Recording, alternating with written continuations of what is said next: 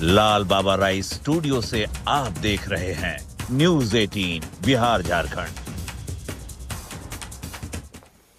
नमस्कार, अपना बिहार में आपका बहुत बहुत स्वागत। आपके साथ मैं हूं संतोष गंगवार। बुलेटिन की शुरुआत करेंगे सबसे महत्वपूर्ण खबर के साथ। बिहार में नई सरकार के शपथ ग्रहण को लेकर सियासी हलचल तेज है, तो विपक्षी खेमा हार पर मंथन करने में जुटा है।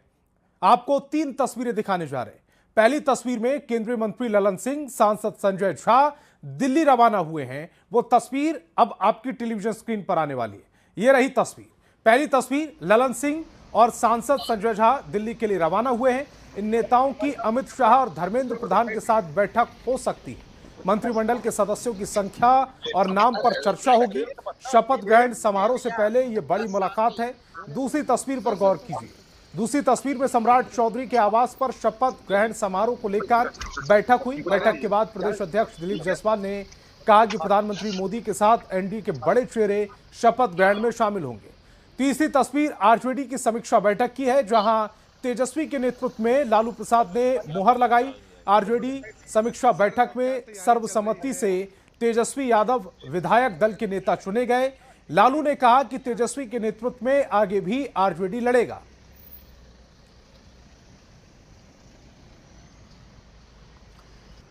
बिहार में चुनाव परिणाम के बाद आज आरजेडी की तरफ से तेजस्वी यादव के आवास पर समीक्षा बैठक बुलाई गई थी। लगभग 1.5 घंटे तक चली इस बैठक के दौरान तेजस्वी यादव को एक बार फिर से सर्वसम्मति से नेता प्रतिपक्ष चुन लिया गया।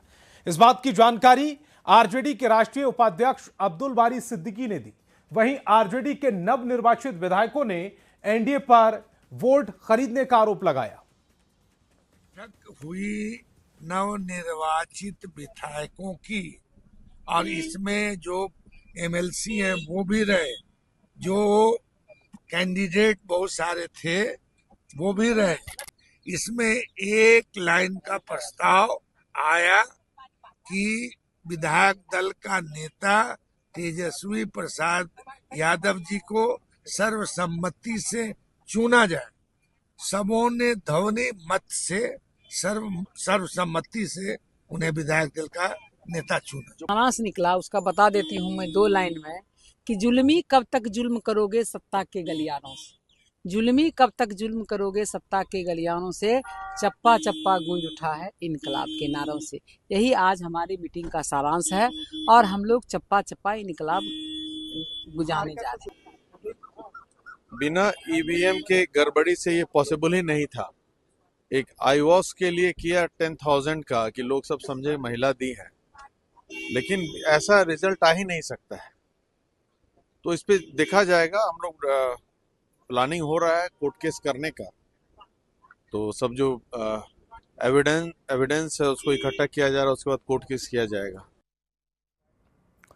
और लालू परिवार में मचे घमासान के बीच जिन 2 चेहरों की चर्चा है वो हैं संजय यादव और रमेश नेमत। आंसुओं के सैलाब के बीच रोहिणी ने तेजस्वी यादव, संजय यादव और रमेश पर गंभीर आरोप लगाए। अब पटना राबड़ी आवास के बाहर आरजेडी समर्थकों ने संजय यादव के खिलाफ नारेबाजी की। लालू प्रसाद की बेटी रोहिणी आचार्य ने, जिसने अपनी एक किडनी देकर लालू प्रसाद की जान बचाई, आज उस बेटी की आंखों में आंसू का सैलाब है। पटना में रोहिणी ने लड़खड़ाती आवाज में अपनी पीड़ा बताई। मेरा कोई परिवार नहीं है। तो दिल्ली आते आते रोहिणी की आवाज ही बैठ गई। वो रोती ही नजर आई। किसके शहर पे हुआ है उनसे जाके पूछिए। रोहिणी ने परिवार में खराब संबंधों की परतें खोल कर रख दी। रोहिणी ने तेजस्वी यादव, संजय यादव, रमेश नेमत पर परिवार से निकालने, मायका छुड़वाने का आरोप लगाया।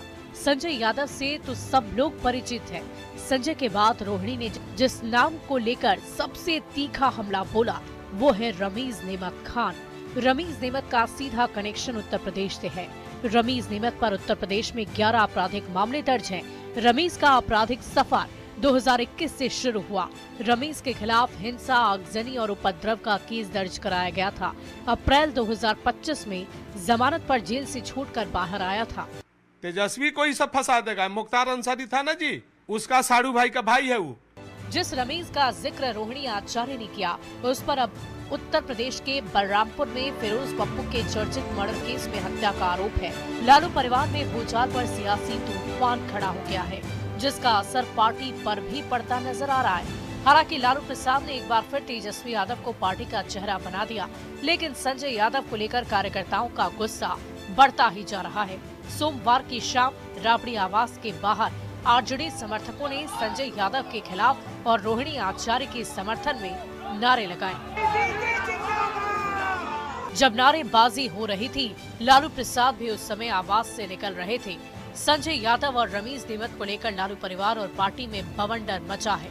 सवाल तो ये भी उठ रहे हैं कि हत्या का आरोपी रमीज नेमत आरजेडी की campaigning, social media management, daily routine आखिर कैसे संभाल सकता है। न्यूज 18 के लिए पटना से संजय कुमार और रवि एस नारायण के साथ ब्यूरो रिपोर्ट, न्यूज 18।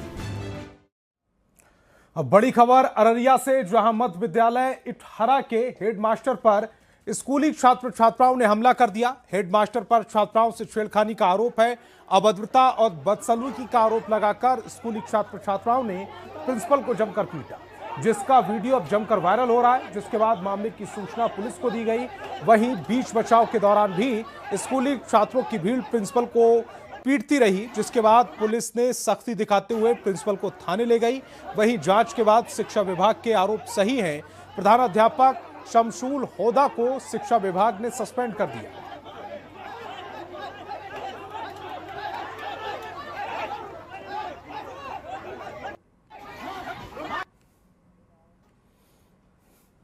और बाढ़ से बड़ी खबर मिल रही है। गाड़ी में नाबालिग के साथ दुष्कर्म किया गया है। रास्ते में नाबालिग को छोड़कर फरार हो गए आरोपी। पीड़िता के बयान पर अब छापेमारी की जा रही है। पुलिस ने आरोपी को गिरफ्तार किया है। आरोपी की गाड़ी को भी जब्त कर लिया गया है। बाढ़ के भदौर थाना क्षेत्र की यह पूरी घटना, जहां गाड़ी में नाबालिग के साथ दुष्कर्म कर दिया गया और उसके बाद नाबालिग को रास्ते में छोड़कर आरोपी फरार हो गया। पीड़ित के बयान पर छापेमारी की गई। पुलिस ने आरोपी को गिरफ्तार किया। आरोपी की गाड़ी को भी जब्त किया गया है। बाढ़ के भदौर थाना क्षेत्र की यह पूरी घटना है। कार्रवाई करते हुए 2 घंटे के भीतर अभियुक्त को अपने घर से गिरफ्तार कर लिया गया है और साथ ही घटना में प्रयुक्त स्कॉर्पियो गाड़ी को भी जब्त कर लिया गया है। इस संबंध में एफआईआर दर्ज की गई है और अग्रतर कार्रवाई की जा रही है।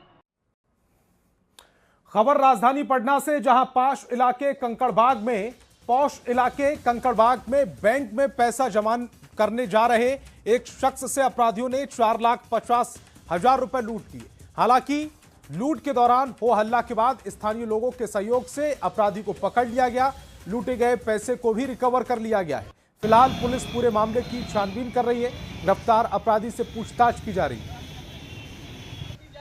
झोले में पैसा लेकर जमा करने जा रहे थे। एक अपराधकर्मी के द्वारा उनके हाथ से पैसा छीन लिया गया या वो भागने की कोशिश करने लगा। इसी क्रम में वहाँ पे जो स्थानीय पब्लिक थी उनके सहयोग से उसे पकड़ लिया गया और पुलिस के हवाले कर दिया गया। जो पैसे थे पूरे के पूरे पैसे भी उसके पास से बरामद हुए। साथ ही और मुजफ्फरपुर के अय्यापुर से एक भयानक तस्वीर सामने आई, जहां एक कुत्ता एक नवजात बच्चे की लाश को अपने मुंह में दबाकर ले जाता दिखा है।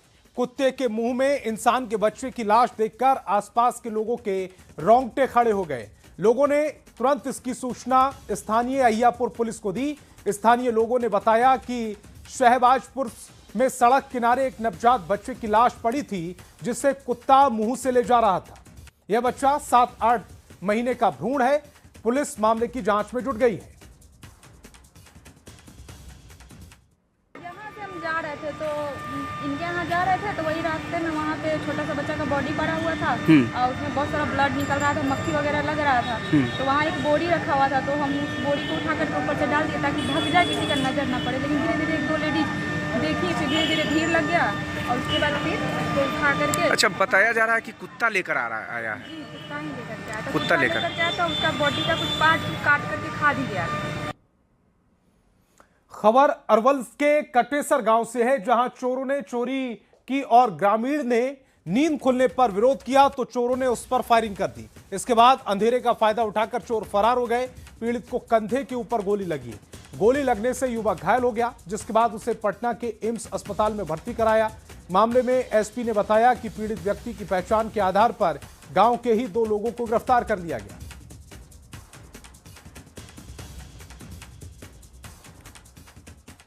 और सपा अध्यक्ष अखिलेश यादव के वोट डकैती वाले बयान पर उपेंद्र कुशवाहा ने बड़ा पलटवार किया। कहा कि किसकी वोट चोरी हुई, कहां वोट चोरी हुई, जनता बोल ही नहीं रही है। वोट चोरी होती तो जनता बोलती ना, यह मुद्दा बिल्कुल फालतू का है।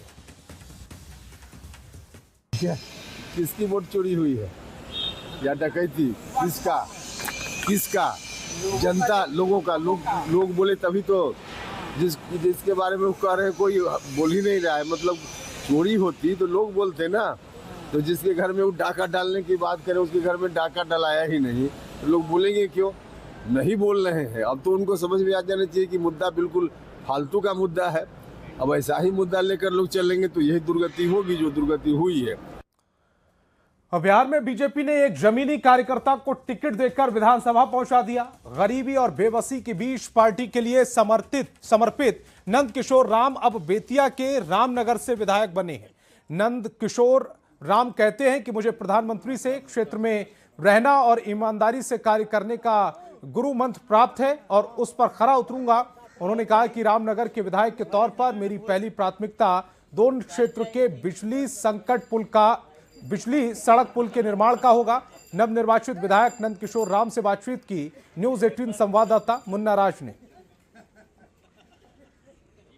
किचन पटिया की सभा में, कुड़िया कोठी की सभा में भारत के माननीय प्रधानमंत्री जी ने मेरा पीठ ठोकते हुए कहा था कि बेटे बहुत ईमानदारी से काम करना, वह गुरुमंत्र मुझे प्राप्त है और पूरी निष्ठा और ईमानदारी से क्षेत्र के चौतरफा विकास के लिए काम करूंगा।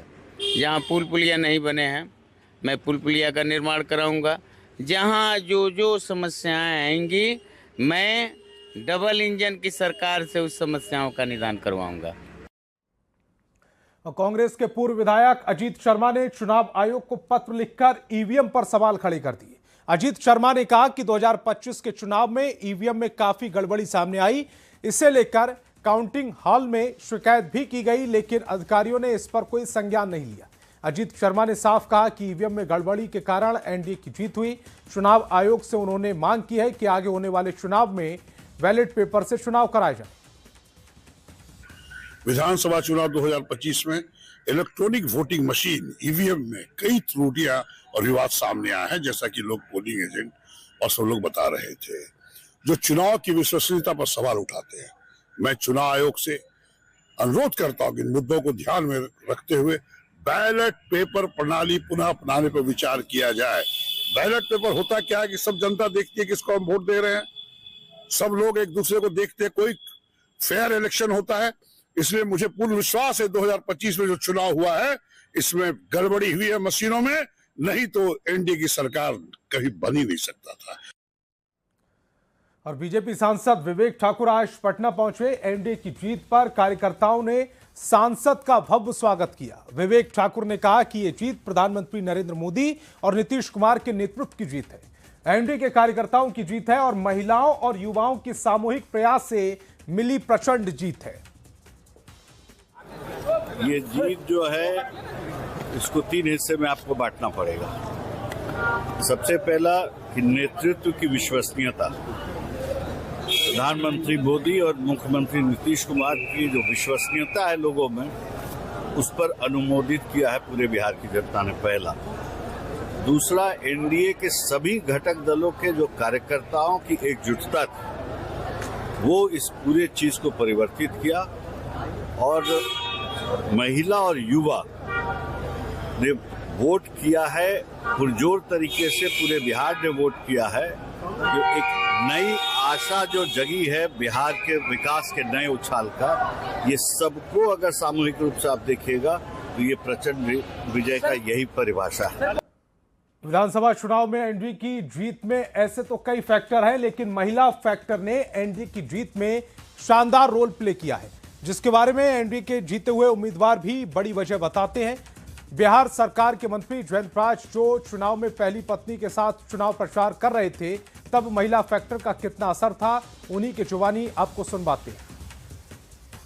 25 के विधानसभा चुनाव में एनडीए को शानदार सफलता मिली है और उसमें यह भी बताया जा रहा था कि महिलाओं की भूमिका बेहद महत्वपूर्ण थी। हमारे साथ बिहार सरकार के मंत्री जयंत राज हैं और उनके साथ उनकी पत्नी भी हैं, तो दोनों से बात करते हैं। जयंत जी, इस तरीके से परिणाम को उम्मीद थी क्या?